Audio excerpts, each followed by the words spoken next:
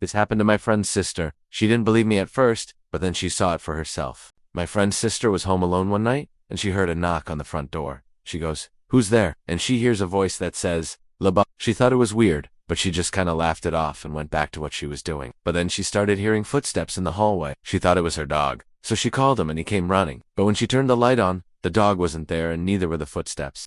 Then she heard the footsteps again and she started to get scared. She gets up and she starts walking towards the footsteps, and as she gets closer, she could hear the footsteps getting louder. Then she opened the door and she screamed, because standing in front of her was this creepy doll. And the doll was moving on its own, and it was getting closer. She ran out of the room and she could hear the doll making these weird noises as it got closer. She thought it was gonna grab her ankle and pull her down the stairs, but it never did. It just kept getting closer and closer until she could feel its hot breath on her neck. That's when she blacked out. She woke up and she was sitting on the floor with the doll on top of her. She immediately got up and she ran to her room and locked the door. Then she called my friend and she started crying and she's like, "I think there's a demon in my house." My friend was like, "Calm down, sis. It's probably just a doll. You can just get rid of it." But she was too scared to move it or touch it. So they ended up calling the police and the police ended up coming over and taking the doll. My friend and her family thought it was a bit weird, but they didn't really think much of it. A few days later, my friend's sister was at school, and she gets a call from her teacher saying that her project for class was in the news. I'm guessing you're wondering what the project was. Well, her teacher showed the class a picture of the doll that her sister had brought in. She also told the class that the police were called and they took it away. The whole class started laughing and making fun of her, and she ran out of the class crying.